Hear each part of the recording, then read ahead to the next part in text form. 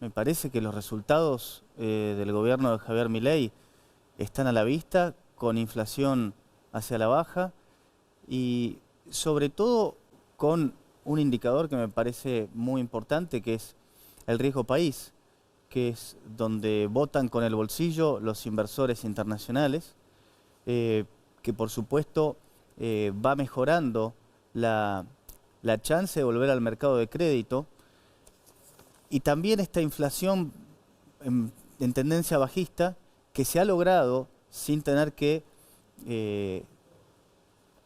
vamos a decir, sustraer los depósitos como se decía en algún momento que iba a tener que hacerse por el tema de las LELIQs. O sea que no hubo no se violentó la propiedad privada, como dijo el presidente que se iba a hacer. Bueno, eso también está ayudando a la vuelta del crédito, y las expectativas de crecimiento para el año que viene están en torno al 5%, con una inflación que se espera entre el 20 y el 25%. Bien. Y, por supuesto, muy buenas perspectivas para el plano electoral, ¿no? Barbo, Tetaz, un minuto de presentación suya. Todos los candidatos presidenciales en la última elección prometieron que iban a bajar la inflación, hasta Miriam Bregman prometió eso. La diferencia que generó el atractivo de la propuesta del presidente Milei es que propuso hacerlo sin ajustar a la gente, haciéndolo con la casta. Sin embargo, en lo que va del año, los jubilados llevan pagando con el 20% de sus ingresos. Cayeron Marcelo, Edgardo, Miguel, 20% los ingresos de los jubilados este año en total, en promedio. Esa fue la caída brutal y fueron uno de los aportantes más grandes al ajuste fiscal que hizo el presidente, que va a tener éxito en estabilizar. Yo estoy convencido que lo va a lograr, que va a estabilizar la Argentina, va a bajar la inflación. Es parte del consenso macroeconómico que tenemos que lograr. Tiene, por suerte, el presidente una de las oposiciones más constructivas que puede tener en la historia. Entonces lo va a lograr y ese consenso macroeconómico de estabilidad lo vamos a conseguir. Pero lo hizo ajustando a los que menos tienen. Barba, ahora sí nos metemos en el eje primero, que es política contra la inflación. Así que tiene 2 minutos Miguel para explicar su propuesta. El gobierno recibió una situación hiperinflacionaria. Durante el gobierno de Alberto Fernández se emitió el equivalente a 20 puntos del producto, incluso Massa en el último tramo emitió 13 puntos del producto. Cuando el presidente tomó el cargo estaba viajando la inflación a un 1% diario, que anualizado da un 3.600 anual. Y el problema que se fue a atacar de fondo, porque se estaba ya en una situación de hiperinflación, fue cortar de cuajo el déficit fiscal, y también el cuasi fiscal. Fue una reducción de 15 puntos del producto, y para eso se cortó la emisión en todos los aspectos. Se cortó la emisión para financiar al Tesoro, se cortó la emisión para pagar intereses del Banco Central, para pagar los puts también, y también para tener que, hacer la compra de dólares. Ahora, se esperaba que la tasa de inflación, por un momento se hablaba de que había quedado estancada en 4%, porque estuvo 4 meses ahí, tuvimos 2 meses cómodamente por debajo de 3%, y no se veía esta inflación desde los momentos más oscuros de la pandemia, ya por mayo del 2020. Y lo que se escucha como falsos profetas es que en realidad la inflación está cayendo por una cuestión de atraso cambiario, que están pisando el dólar. Eso es totalmente falso, inexacto, porque la inflación baja porque no se emite más. Esa es la razón por la cual la inflación está bajando, y de esa manera se ha quitado la carga del peor impuesto que estaba sufriendo la sociedad. Bien, muy bien. Gracias. Sus 2 minutos, Tetaz. El programa económico tiene un resultado claro de baja inflación, es un buen resultado. La política monetaria, sin embargo, ha sido bastante errática. Por ejemplo, entre los meses de mayo, junio, julio, la cantidad de dinero crecía, no como decía recién Miguel Bogiano, crecía al 17% mensual. Y cuando uno le preguntaba al jefe de gabinete de ministros en el Congreso por qué crecía, decía que porque la demanda crecía de dinero, entonces ellos le daban todo el dinero que pedía el mercado.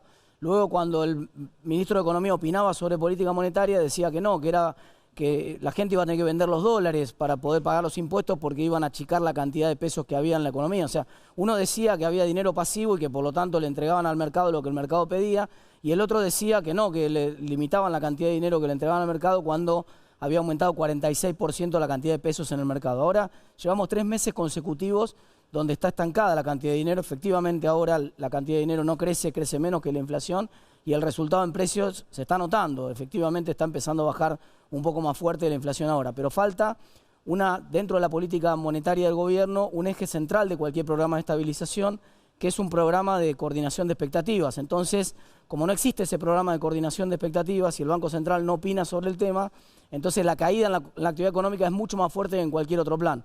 Recientemente lo mostró, por ejemplo, Emilio Campo en varios tuits, que mostró el gráfico del programa de estabilización actual, el de Milei, en comparativa con el programa del Plan Austral o el Plan de Convertibilidad o el Plan Real en Brasil. Y esencialmente lo que muestra es el mismo resultado, buen resultado en materia de reducción de inflación, pero pésimo resultado en materia de actividad.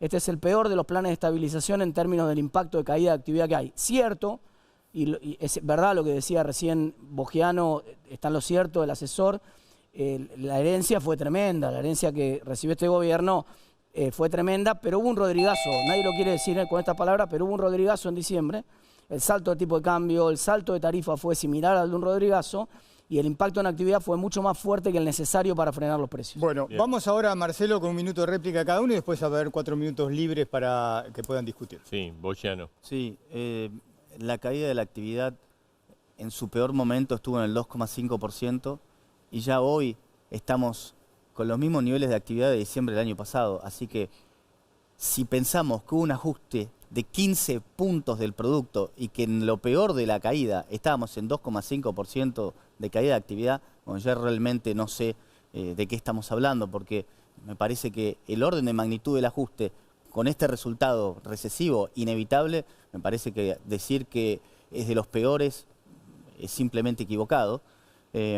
Además de que muchas veces las comparaciones con otros programas se hacen bien difíciles porque las circunstancias no son las mismas. Y respecto de los dichos del ministro de Economía en su momento, me parece que no tiene que ver con imprecisiones de la política monetaria y de la cantidad de dinero, sino con la visión que él tenía, y fue una advertencia certera. Incluso muchos periodistas lo criticaron como diciendo, le está obligando a la gente a vender los dólares. Estaba haciendo el anuncio diciendo, miren, entiendan lo que va a pasar. Van a faltar pesos y le va a convenir vender dólares. Y sucedió eso. Bárbaro. El minuto de réplica para Sí, Martín de Taz. El problema, por supuesto, el ministro de Economía puede decir lo que le parezca, está bien. Lo ideal sería en un país civilizado que el ministro de Economía no opine sobre la política monetaria, que tampoco lo haga el presidente, que solo sea atribución del Banco Central. Este gobierno pretende anular la independencia por completo del Banco Central y que todas las decisiones se tomen en conjunto. Es opinable, esa es una cuestión opinable, pero claro, no hay voz del Banco Central en todo esto. Entonces nadie sabe cuál es la política monetaria concreta del gobierno. El ejemplo que te di yo es para que notemos que el ministro de Economía y el jefe de gabinete del gobierno opinan dos cosas distintas.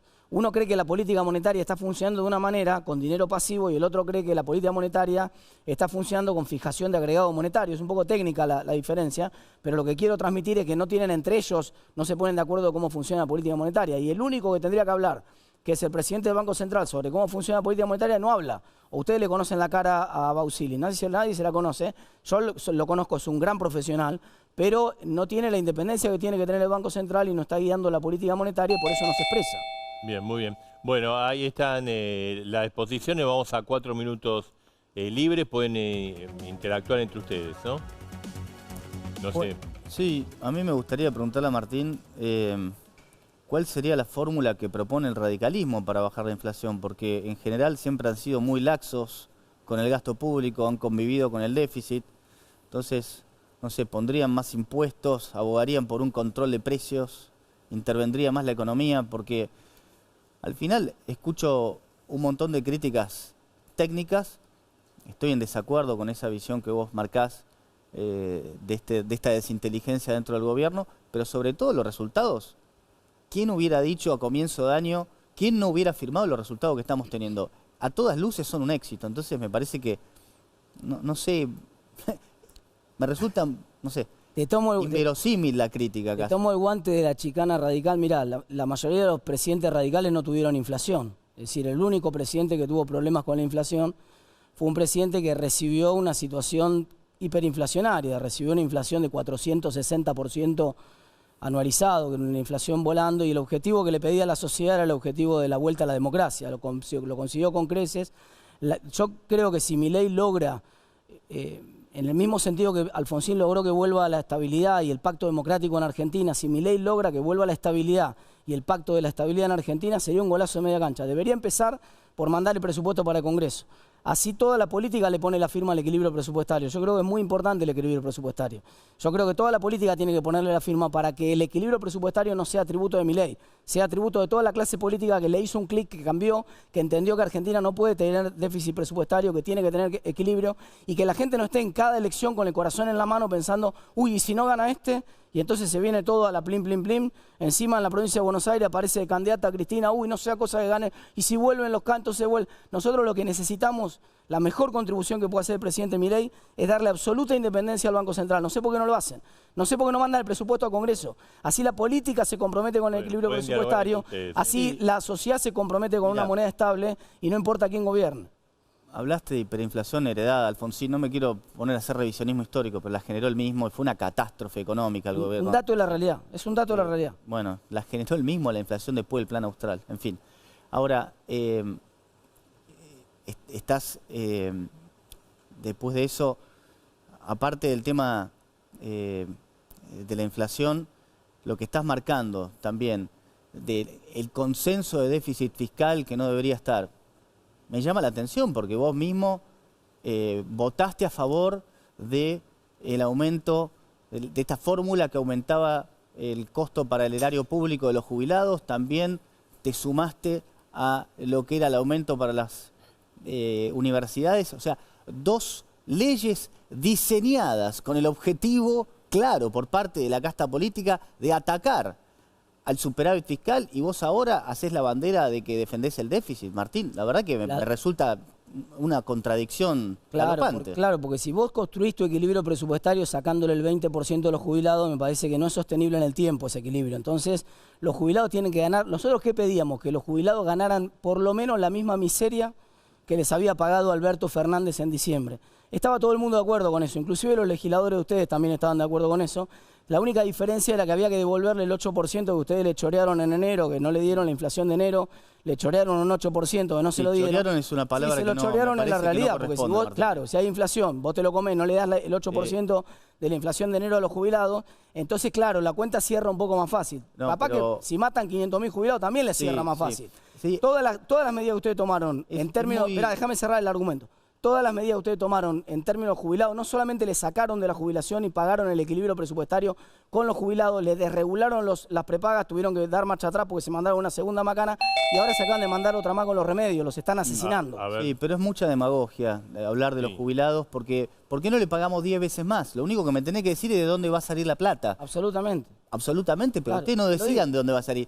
Que sea el dinero para pagar a los jubilados. Entonces, parece que sigue los políticos con la idea de que nosotros primero le dimos en la ley base, nosotros en la ley base le dimos primero las herramientas para que ustedes puedan pagarle a los jubilados lo que les correspondía.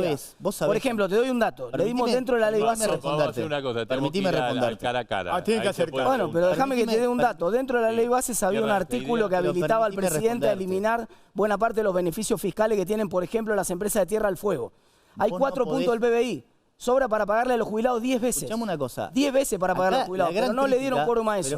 No querían, no quieren tocar algunos intereses. Martín, los intereses de las grandes empresas... Tenemos que ir al momento de la pregunta. Vamos a hacer una cosa, vamos a respetar la regla del juego. Claro, porque si no, desarmamos toda la estructura del debate. Vengan al centro, porque esto mismo lo pueden trasladar ahora a pregunta y respuesta. Bueno, vamos al centro. Miguel, bueno, pero son las reglas del debate. Bien, vamos al centro. Bien, muy bien. Ahí estamos, el cara a cara, Acá, ¿cómo es? Tiene uno pregunta en 30 segundos, el otro tiene un minuto para responder y después se invierte. De acuerdo a lo que acordamos, pregunta Martín Tetaz, 30 segundos. ¿Puedo responderlo de antes? ¿Por qué frenan la aprobación del presupuesto en el Congreso? ¿Por qué no lo mandan y por qué no convocan a extraordinaria rápidamente para que podamos trabajar en el verano como todos queremos, aprobando un presupuesto que contribuiría a que baje más el riesgo país y a que haya más estabilidad en Argentina? Me parece que el Congreso se pasó de pícaro y empezó a pedir un montón de cosas que el gobierno no estaba dispuesto a dar.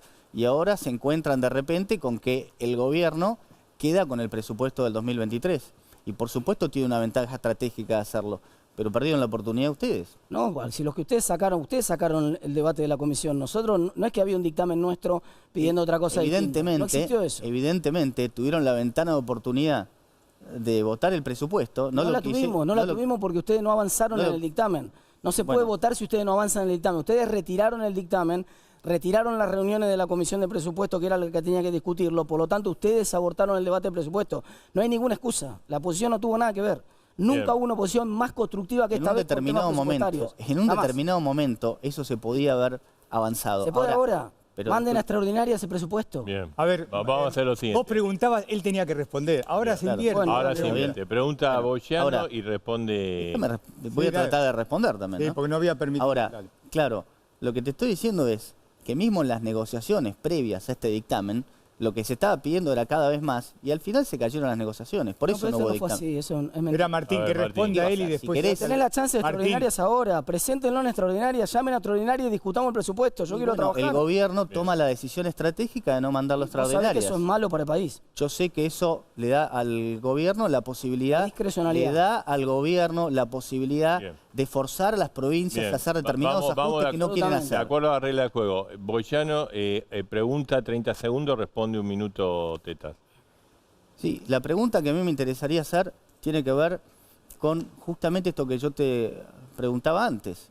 La idea de cómo vos estás abogando por el superávit fiscal y sin embargo, en 2 oportunidades, el presidente tuvo que vetar tanto el aumento a jubilados, el cambio de la fórmula, como el aumento de las universidades. Y fíjate lo que pasó. Después de esos 2 vetos, el riesgo país cayó de 1000 puntos a 700 en los siguientes 45 días, porque al final el gobierno, el mercado terminó de comprender que definitivamente había alguien que iba a estar defendiendo a capa y espada el superávit fiscal. El riesgo país se desplomó con el éxito del blanqueo. Funcionó muy bien el blanqueo, despejó todas las dudas sobre los vencimientos de dólares que tenía que hacer el gobierno. Estás equivocado con el timing. No, ese fue el timing, te lo muestro. Estás equivocado. Si querés después la seguimos en redes sociales y te muestro el timing, pero no fue después de las votaciones ni fue después del veto del presidente. Fue exactamente después de que empezó a ser exitoso el blanqueo, ahí se derrumbó con el éxito del blanqueo el riesgo país. Pero déjame decirte algo, nosotros lo que queríamos era que ustedes cumplieran la ley. Dentro del mismo presupuesto del 2023 que ahora están prorrogando, te aviso, hay una cláusula. La anteúltima cláusula la pusimos a propósito para que Massa no ajustara a las universidades. Le pusimos una cláusula. El presupuesto de educación no puede ser menor que 1,33 puntos del PBI. Ustedes no cumplieron la ley este año. Nosotros lo único que queríamos era que cumplieran la ley de presupuesto que ustedes tenían. No había nada más. Tenían que organizar los recursos entre ustedes, pero tenían que cumplir. Van a tener la oportunidad de vuelta ahora. Si no hay presupuesto, van a tener la oportunidad para devolverle la plata que le sacaron a las universidades. Pueden volver a sus lugares para el segundo eje, que es consistencia del ajuste fiscal y equilibrio presupuestario. Bien, ahí estamos, uno de los ejes de debate, por supuesto, importante, el gobierno lo considera esencial. Nos vamos a meter en esto, de acuerdo a lo que establecimos. Martín Tetaz empieza, tiene 2 minutos, Martín. Perfecto. El presidente Milei se encontró con un artefacto nuevo que no pensaba que iba a tener, que fue una licuadora, con el 25% de inflación de diciembre y 15% de inflación en enero. Licuó prácticamente el 40% del gasto público. Ese es el cálculo de la caída en términos reales del gasto público en los primeros meses del año. Y entonces con esa licuación, que sobre todo recayó sobre las jubilaciones, universidades también en mayor medida, con esa licuación profunda consiguió un resultado fiscal que realmente es muy bueno, pero de la peor manera posible. No como lo había prometido en campaña, no ajustando a la casta, sino simplemente, de hecho pactó con la casta sindical, pactó con Scioli, lo llevó el candidato a presidente de Cristina, forma parte hoy del gabinete de Milei. No hizo que pagara la casta el programa de ajuste. Ahora lo importante es que este equilibrio presupuestario tiene que continuar hacia adelante. La mejor manera de que continúe es que la política se comprometa con ese ajuste. Por eso le pedí al asesor recién y le insisto que convenza al presidente de que mande el proyecto de presupuesto a extraordinarias para que lo discutamos durante el mes de enero y tengamos un presupuesto que sea coherente y estable. Yo estoy convencido que si la política se compromete tenemos que lograr que no importa quién gane en la próxima elección, que gane quien gane en la próxima elección, el equilibrio presupuestario haya llegado para quedarse en Argentina y nadie pueda amenazar nunca más a que la Argentina pierda su equilibrio presupuestario. Muy bien, Martín. Boyano, sus 2 minutos. Sí, mira, la reducción del gasto público por parte de este gobierno ha sido épica. El gasto público pasa de 40,6% del PBI a 33,5%, que en términos absolutos son una caída de 30.000 millones de dólares de gasto primario. Aclaro que eso sí son 30.000. Y hay que decir que además esto sucede con una aprobación del gobierno que se sostiene y que incluso crece, lo cual hace que todo este proceso sea sostenible. Es inexacto decir que esto lo pagan todos los jubilados y las universidades, eso es demagogia. Porque cuando, por ejemplo, se le quitan los fondos fiduciarios a la casta política y muchos otros curros que se van sacando, es falso que los únicos que lo terminan pagando es la gente. El superávit termina siendo sostenible y con la proyección del año que viene de crecimiento del 5%, que le va a dar lugar al gobierno para bajar impuestos, bueno, imaginen un año electoral con crecimiento del 5% y baja de impuestos, bueno, sea quien fuere la oposición, va a tener una situación bastante desventajosa, porque el gobierno va a estar muy fuerte de cara a las elecciones. Bien, muy bien. Si algo sabemos con seguridad, Un seguridad es que no hay ninguna propuesta de baja de impuestos, porque el presidente, si bien ahora no quiere tratar el presupuesto, lo retira primero de la discusión y no lo manda a extraordinarias, sí mandó el proyecto de presupuesto. Vimos el proyecto de ley de presupuesto. El proyecto de ley de presupuesto no contiene para el año que viene ninguna reducción impositiva. De hecho, aumenta la presión fiscal. La presión fiscal aumenta 0,55 del PBI para el año que viene. Ese es el cálculo que está dentro del proyecto de ley de presupuesto que el propio gobierno envió al Congreso. Con lo cual, este argumento de que el ajuste iba a venir en realidad porque iban a bajar los beneficios de la casta, no ocurre. Fíjate que el presidente dijo una frase épica: me corto un brazo antes de subir un impuesto. Llegó, quiso subir retenciones, no lo dejamos en el Congreso. Siguió, puso de vuelta el impuesto a las ganancias, que había votado junto con Massa para eliminarlo, puso de vuelta, demagógicamente lo había votado para las elecciones, lo puso de vuelta. Si no produjo ninguna baja de impuestos, la presión fiscal está subiendo y el cálculo presupuestario del propio gobierno, no es la visión nuestra, es que la presión tributaria siga creciendo el año que viene. 0,55 puntos del PBI es el cálculo oficial en la ley de presupuesto. El minuto. Decir que el gobierno no bajó los impuestos es de un nivel de ceguera enorme, porque bajó el principal impuesto del país, que es la inflación, y por supuesto para lograr eso tenía que obtener el superávit fiscal, y por eso tuvo que hacer determinados ajustes en determinados impuestos, porque, como dijo el presidente varias veces, el superávit fiscal no se negocia. Ahora, yo veo a Tetaz que está bastante molesto con este tema del presupuesto, pero decían que Milei no sabía jugar al juego de la política, que no iba a ser hábil, y resulta que movió las piezas de manera tal que ahora tiene toda la discrecionalidad de usar el presupuesto 2023. Bueno, de mi parte, les ganó la partida y tiene ahora esa discrecionalidad que creo que va a utilizar para forzar a las provincias a hacer el ajuste, porque el ajuste por parte del Estado Nacional ya llegó prácticamente al máximo de lo que se podía o de lo que es razonable, y queda el ajuste en provincias y en municipios, que es mucho más difícil de hacer. Ahora, eso es lo que va a ser necesario para que se cumpla el Pacto de Mayo, que apunta a tener un gasto público sobre PBI de 25%. Bien. Adelante. Bueno, ahora tenemos 4 minutos, pueden dialogar. No hubo nunca dudas sobre que el presidente podía eventualmente hacer los acuerdos políticos necesarios para tener gobernabilidad. Lo que quedaba claro era que tenía que pactar con la casta. De hecho, pactó con la peor de la casta, a punto tal de que acordó con un senador que ahora está preso en Paraguay, porque es un corrupto. Acordó con un senador corrupto, por ejemplo, para poder tener los votos. Sumó a los senadores de Tucumán. No hay reforma, no llega a la libertad, avanza hasta la frontera de Tucumán. De ahí se baja el caballo y no avanza más, porque la reforma del azúcar que iban a hacer en la legislación del azúcar, la sacaron de la ley base a cambio de los 3 votos de los peronistas de Tucumán. Tiene más peronistas en el gabinete que lo que tenía Alberto. Creo que Alberto tenía menos peronistas que lo que tienen ustedes. Así que claro, ahora vos te reíste, parece una picardía que no tengan presupuesto. Es gravísimo que no tengamos presupuesto, es una cosa grave. Parte del riesgo país, parte de los 700 puntos del riesgo país, que es el doble de lo que tenía Macri a esta altura del año. Parte del riesgo país que tenemos es porque no tenemos presupuesto. Tenemos que tener presupuesto. Y tenés que lamentar que no lo tengamos, no tenés que celebrar. El riesgo país que tenemos es por todo menos por lo que vos proponés. Si se hiciera la cosa que vos proponés, el riesgo país, casi estoy convencido que estaría por presupuesto, encima. tendríamos independencia del Banco Central, que lo que propongo yo tendría la mitad de riesgo país. Si hiciéramos lo que propongo yo, tendrías 300 puntos de riesgo país. Martín, es un desastre esto. ¿Me permitís hablar? No se puede. Habla tranquilo, ahora. No, porque me hablas encima. Perdóname, no, al contrario, no. Dale, vos también me interrumpiste recién, dale. Trato de no hacerlo. Te pido disculpas si lo hice. No pasa nada. Yo creo que es equivocado lo que vos decís.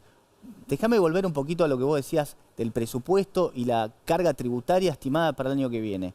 Eso también lo puede modificar, no está obligado después a tener eso. Y propiamente dicho, el presidente, cuando habló del presupuesto frente al Congreso, y lo reconfirmó hace poco, habló de bajar retenciones al campo, y yo creo que probablemente sea el primer lugar que vaya a beneficiar, porque simplemente de los lugares, de los sectores más productivos de Argentina. El campo es como Messi, que lo hacen jugar con 2 pesas de 10 kilos en cada pierna. Además no se puede desarrollar un país con impuestos sobre las exportaciones, es el peor impuesto que hay. Pero déjame decirte que la palabra, déjame decirte, ahora ve que me interrumpí vos, déjame decirte que la palabra del presidente está un poco devaluada, porque cuando abrió las sesiones en el Congreso en marzo, le prometió a la gente, le prometió a la sociedad ficha limpia, le prometió a la sociedad reforma sindical y después frenó las dos cosas, la ficha limpia y la reforma sindical. Entonces la palabra del presidente se está devaluando un poco, ya no le creemos tanto lo que dice en el Congreso.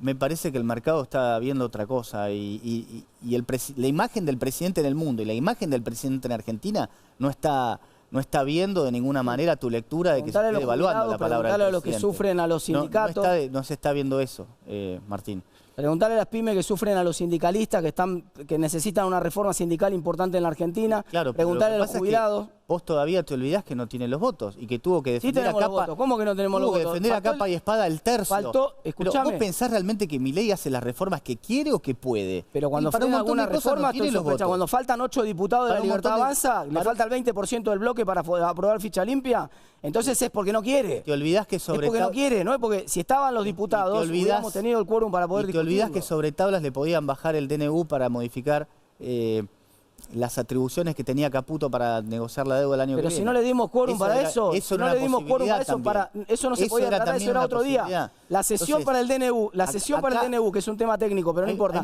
era para otro día, Milei no, perdóname, Miguel.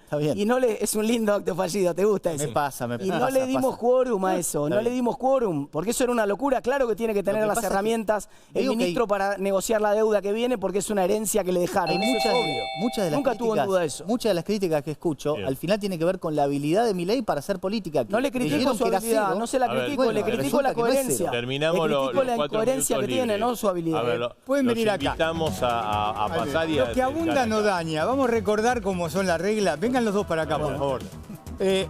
Uno pregunta y tiene 30 segundos para preguntar y el otro tiene 1 minuto para responder y después se invierte todo eso. Así que... Bien, vamos a empezar. Obviamente es el bloque que tiene que ver con el tema fiscal, el equilibrio presupuestario. De acuerdo al sorteo, pregunta Miguel Boyano, 30 segundos, responde Martín Tetaz, 1 minuto.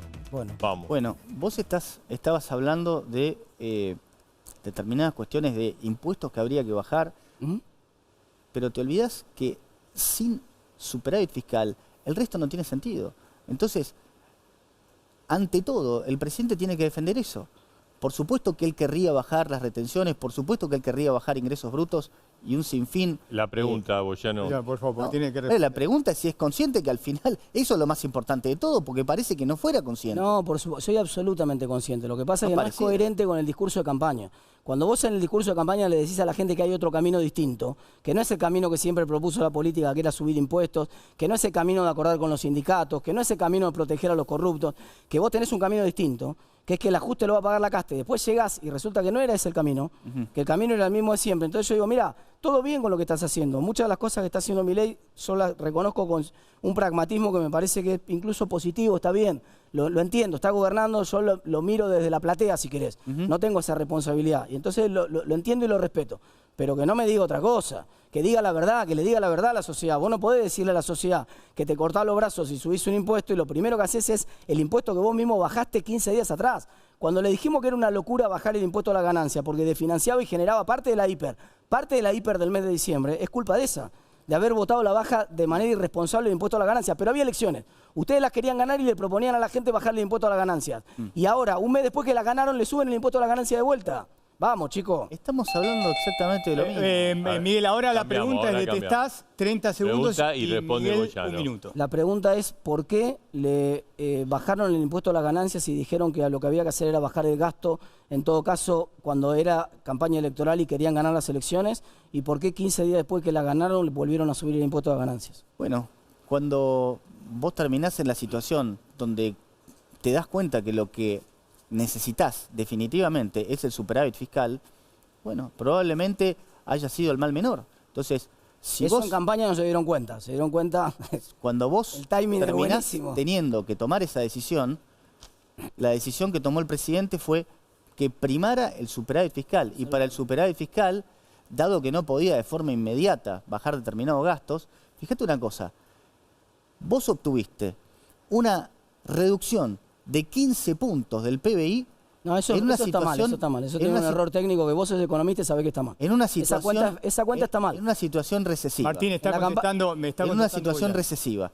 Entonces, fíjate, eso habla de lo dificultoso y al final es una proeza. Yo he hablado con gente de Juntos por el Cambio que decían que creían absolutamente inverosímil un ajuste de esta magnitud. Y acá está. Nadie, de hecho, hay 5 países del mundo que tienen superávit. Así que la columna vertebral del programa es el superávit. Y si tuvo que en ese momento desdecirse con... Si hay que, con si hay que con matar a el un tema viejito, sacarle los remedios, bueno, es super... No, acá no se está matando a ningún viejito. De hecho, aunque esto suene feo, la pobreza dentro de los jubilados es la menor que en las distintas... Pero es la que más aumentó, ¿sabías? Que La pobreza de los dentro jubilados está en es el la que más aumentó. 11%. Está ¿Sabías en que el el grupo 11%. etario donde más aumentó la pobreza Y es en los jóvenes jubilados? están 50%. Sí, obvio, Nada claro, es agradable. lógicamente, Pero lógico. entre los jubilados la pobreza Siempre es el la 11%. pobreza nunca existió entre los grupos etarios de adultos mayores. Lamentablemente- porque los ayudan los padres, porque tienen un departamento que pudieron Lamentablemente comprar y los números alquilan. son desagradables de decir, pero esos son los números. Bien. Entonces, la Pero juventud donde más, tiene creció pobreza del 50%. donde más creció la pobreza es en los jubilados. Bien, les agradecemos. Vamos a hacer una No, breve seguimos, pausa y hay vamos pausa nomás. con el último tema. Bueno, es un tema caliente, la política cambiaria, la reserva del Banco Central. Estamos con Miguel Bocchiano, con Martín Tetaz, el debate en A Dos Voces. Pausa y volvemos.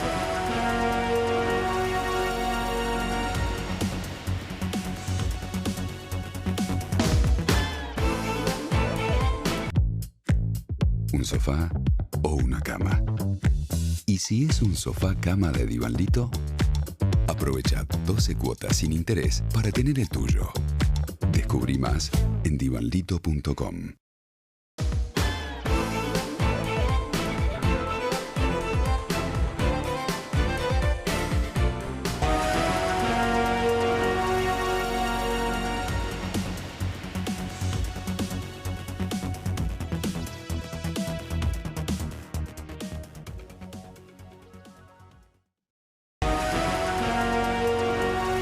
Bien, y seguimos en A Dos Voces, noche de debate económico. Vamos a debatir este tema ahora, la política cambiaria y la reserva del Banco Central, eje 3 del debate. Y seguimos entre con la Miguel misma... Bocchiano y Exacto. Martín Tetaz. La ¿no? misma metodología. Ahora, 2 minutos de presentación de Boyano y después 2 minutos de presentación de Tetaz. Boyano.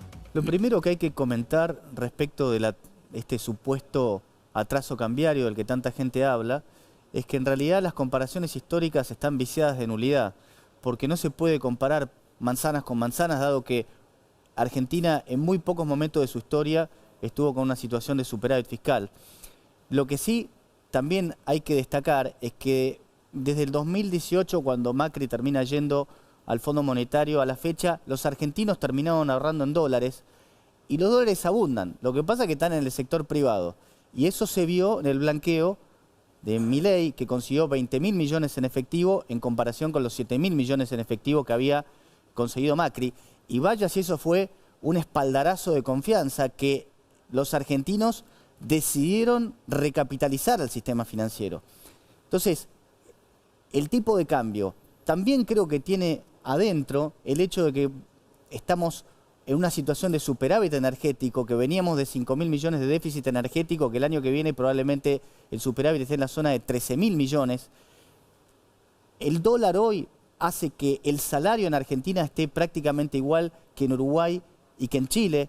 Así que me parece que hay muchas imprecisiones con respecto a eso. Creo que el tipo de cambio hoy es reflejo de expectativas de mejora de productividad que por supuesto no se materializa necesariamente de forma inmediata como las mejoras de Sturzenegger, pero los mercados financieros se adelantan y entre otras cosas se adelantan en el tipo Bien, de cambio. Muy bien, Martín Tetaz.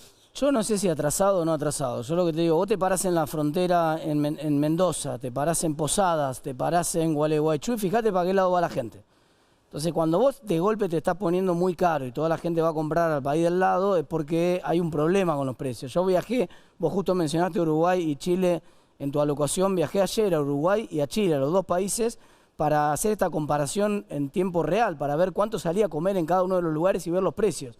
Estamos por primera vez en mucho tiempo más caros en dólares que en Uruguay inclusive, mucho más caro que en Chile, obviamente, sale 40% más barato comer en Chile, pero eso no tiene ninguna novedad. Ahora la novedad es que estamos incluso más caros que comer en Uruguay, más barato comer una hamburguesa en Montevideo que comer la misma hamburguesa acá en Buenos Aires. Entonces, eso es un problema, porque cuando vos mirás la cuenta corriente de balanza de pagos, Marcelo, Edgardo, llevamos 5 meses consecutivos de déficit, dicho en castellano para la gente que nos estaba mirando.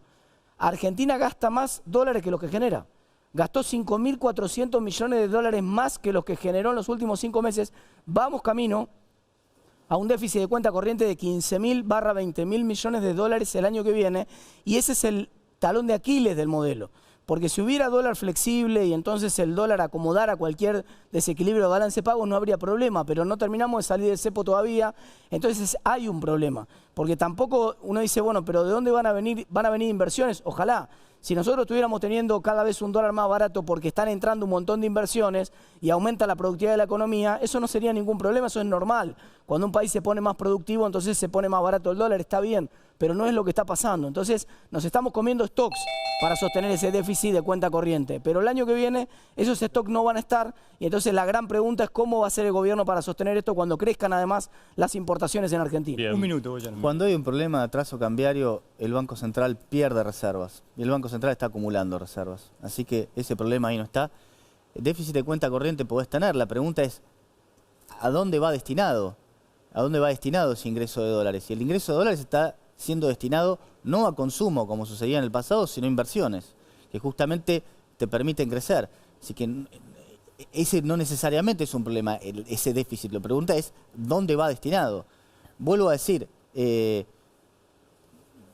me parece que lo que está reflejando el tipo de cambio ahora en Argentina es una consecución de superávit fiscal y una consecución de una moneda que se revaloriza.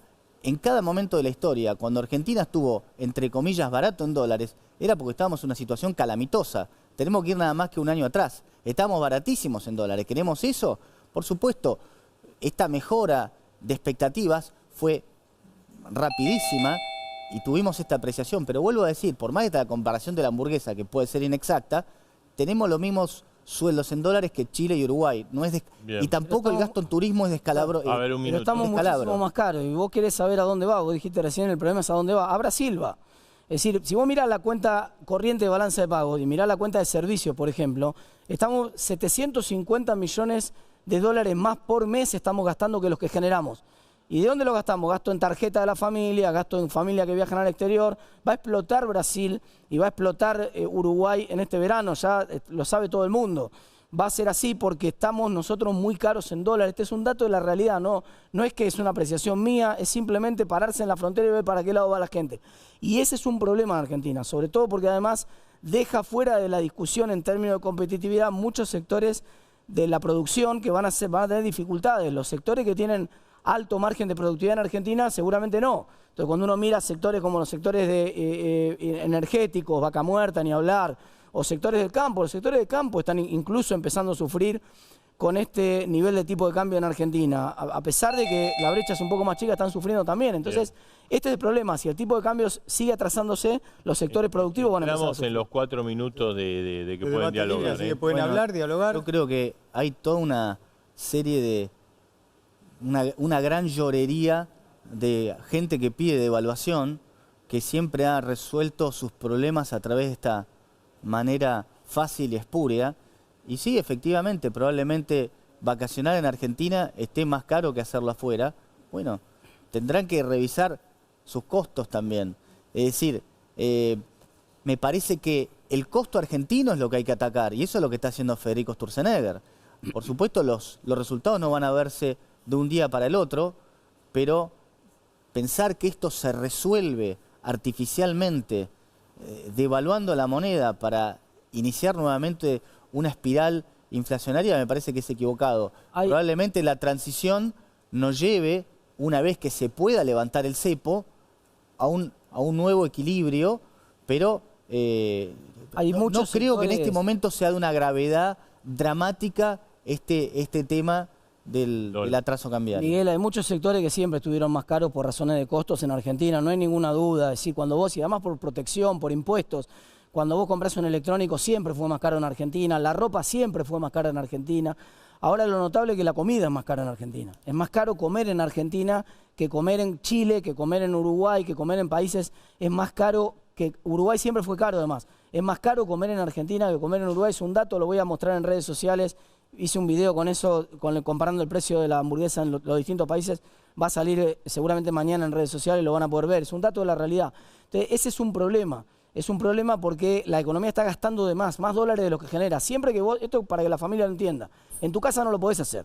Si vos ganás 10.000, no podés gastar 15.000. Bueno, Argentina lo está haciendo. pero Argentina está generando 10.000 dólares y está gastando 15.000. me parece, está Martín, gastando más dólares de lo que está generando. parece, Y eso, Martín, que te en estás- Argentina, históricamente, salvo que tengamos un boom de inversiones, que no está ocurriendo todavía. Yo estoy seguro que van a venir inversiones a la Pero Argentina. lo que pasa es que estoy creo que confiado vos con estás, eso. me Pero parece no está que estás ocurriendo ahora. confundiendo Eso es la un problema. foto, creo que estás confundiendo la foto con la película. Evidentemente, el mercado está viendo otra cosa. Los dólares que están entrando. Fíjate que probablemente, si el Banco Central no hubiera estado comprando dólares, probablemente el dólar estaría más abajo donde está ahora. Sí, Mirá, vos tuviste Miguel, el justamente Banco Central, cuando uno mira salto. la reserva Pero del vos Banco fíjate Central, que no tenés... No me quiero meter, si no queremos metemos ahí, pero las reservas del Banco Central están en terreno negativo. Venían mejorando hasta el mes de abril. Desde el mes de abril empezaron a tener problemas. Pero no te no, olvides. no ganó dólares el Banco Central durante El la Banco cosecha. Central compró es compleja. Es 20.000 compleja. millones de dólares en el Neto año. no. Las reservas No te están en el olvides que mismo también lugar. tuvo De que hecho, hacer están en menos afrontar 6.000. pagos de deuda. Las reservas del Banco Central están en menos 6.000 netas. O sea, tenemos reservas netas negativas. Porque una situación, tuvo que pagar lo cual deuda, habla de la, porque tuvo que Yo pagar no te estoy amortización echando de la culpa bonos. de eso. Lo que te digo Bueno, es, claro. es que vos me decís por qué te hacen los goles. Yo te estoy diciendo que te están llenando Yo te la estoy canasta. diciendo que Vos me decís, no, ganó pero lo que pasa es que me 20.000 lesioné, me dolió acá, me entraron metieron el gol. 20.000 millones. Están llenando la canasta. Estamos gastando.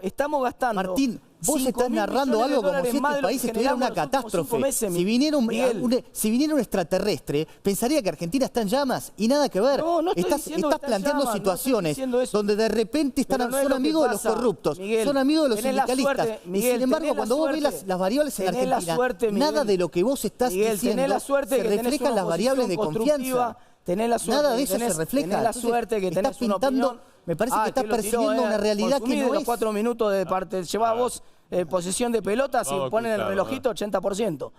No te estoy, tenés la suerte que tenés una oposición en Argentina que es muy constructiva, lejos de querer que Argentina sea un incendio, nada de eso, todo lo contrario. De hecho, estamos colaborando a que el gobierno pueda sacar leyes que son razonables para el país, porque no por el gobierno, no nos interesa que le vaya bien a la Argentina. Sí. Pero tenemos que llamar Tengo- la atención de los problemas que hay. tengo A mí, mis dudas, no te le cierro creo con esto, al- te cierro no le este creo al punto, Congreso. porque No creo le que vas a creo. estar de acuerdo con esto. Yo no quiero ninguna devaluación en Argentina, yo quiero que haya un precio libre del dólar.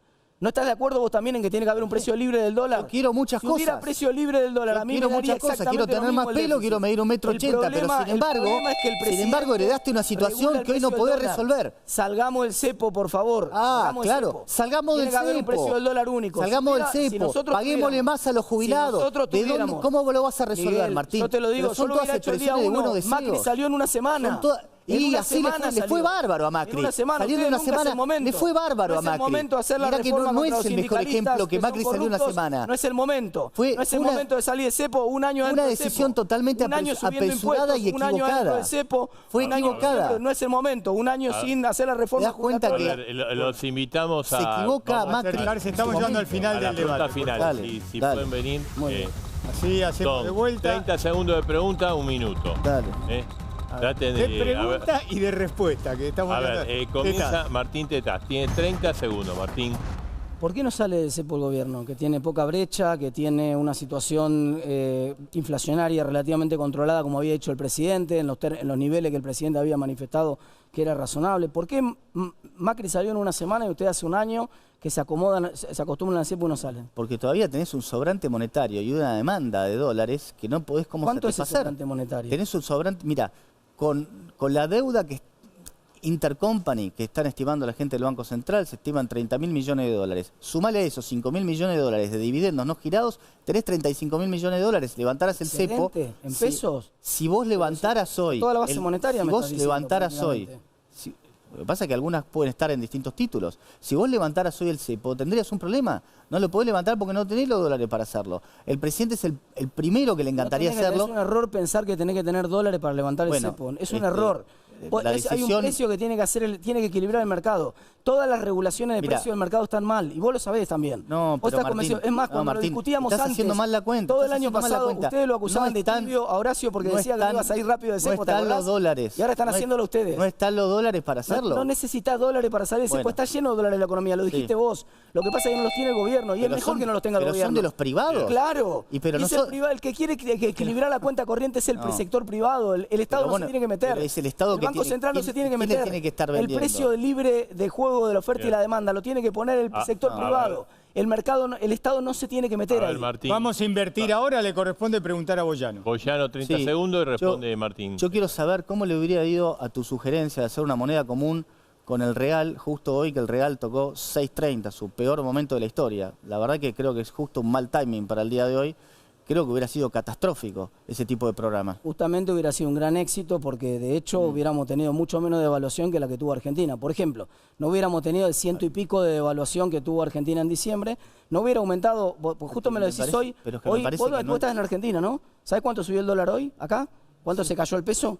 Es exactamente lo mismo. Sí, o sea, si vos me dijeras que nosotros tenemos la moneda suiza, entonces sería una mala idea, pero no tenemos la moneda suiza, tenemos una moneda que es muy mala, que es el peso, que es una moneda muy mala. Y vos la querías atar a una que es todavía peor, o casi igual de mala. Es una de las monedas más estables de América Latina, que se banca, que gobierna la derecha o gobierna la izquierda, porque tiene un banco central independiente, que es lo que yo le estoy pidiendo a este país. Tiene 10% yo quiero que de tengamos déficit un banco fiscal. central independiente. No tiene nada que ver el déficit fiscal porque no se financia con emisión, porque el banco central es independiente.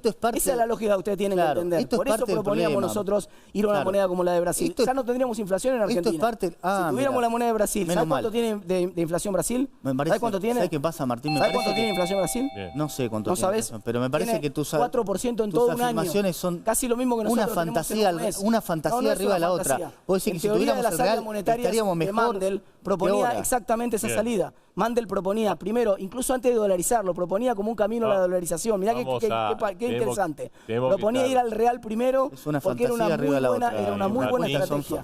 Mandel, el número uno en teoría monetaria. Esto es realismo mágico. Esto es realismo mágico. Esto es Ray Bradbury se ha reencarnado en Martín Tetaz. Mandel, no es Ray Bradbury. Sí, pero las áreas monetarias óptimas no tienen nada que ver con Mandel. ¿Sabés quién es Mandel? Áreas monetarias óptimas. Lo has leído en la facultad. A ver, Martín, le proponemos un minuto de cierre, lo hacemos. Ya que están tan cómodos acá, se pueden quedar acá. Pero es un minuto que cierra. Martín Tetaz. Cierra. Bueno, espero que el gobierno ponga en valor su palabra, que avance en las reformas que Argentina necesita en materia sindical, que avance también en la reforma que Argentina necesita en materia de transparencia, porque si no estamos de acuerdo, es una cuestión de valores. Si no estamos de acuerdo que los chorros primero tienen que ir presos y después discutimos todo lo demás, Argentina no va a salir nunca. Luego estoy muy confiado de que el presidente tenga éxito en estabilizar y lo que quiero es que esa estabilización sea un activo de todos. No solamente el presidente, quiero que esté en la letra de un presupuesto, quiero que haya un banco central independiente para que no estemos con el corazón en la boca en la próxima elección a ver si nos ganan de vuelta los kirchneristas. Si nosotros logramos eso en Argentina, yo voy a ser el primero en felicitar al presidente, lo voy a acompañar y lo voy a ayudar a que pueda lograr tener un banco central independiente y un presupuesto aprobado. Son las dos grandes cosas que le faltan a Milei en este momento. Bien, muy bien. Su minuto final, Boyano. Ok. Pensar que hoy es deseable tener un banco central que no esté trabajando en coordinación con el Tesoro es simplemente una fantasía. Y me parece que la gran mayoría de las afirmaciones hoy de Martín demuestran que Milei ha sido un gran político en el manejo de la agenda en el Congreso y muchas de las afirmaciones tuyas, Martín, parecen de alguien que cree que Argentina está atravesando una situación muy distinta a la que está atravesando. Cuando vos tenés los índices de aprobación que tiene el gobierno y hablás como si estuvieran aliados con los sindicalistas, con los chorros, no, acá están realmente aliados, me parece que estás viendo una película que yo no veo y que además la gente que está dando su aprobación no está dando. ¿Scioli no lo ves en el gabinete de Milei? Esto es un momento perdón, perdón. donde cada uno habla, Martín. Pero como me interpelás a mí, necesito... Entonces, me parece que efectivamente las expectativas de crecimiento se están reflejando en los precios de los activos financieros y, entre otros, en la revaluación de la moneda. Me parece que eso está en juego y el crecimiento va a seguir siendo... Gracias a los dos. Gracias a los dos. Fue el último debate del año de A Dos Vueltas. El último debate ahí del está, año, con así que las ahí manos lo de- tenemos. Igual parecía, viste, los boxeadores que el referee tenía que a cada rato. La tuvo No, lo más conozco a que Miguel hace muchos años. Muy bueno. Muchas gracias. Gracias a los dos y que tengan buen año. Gracias. Gracias. En el cielo y un león al lado, noticias llegan como un tornado, con la fuerza de 1000 rayos, te traemos lo más sagrado. Por las fuerzas del cielo, somos la voz de tus sueños.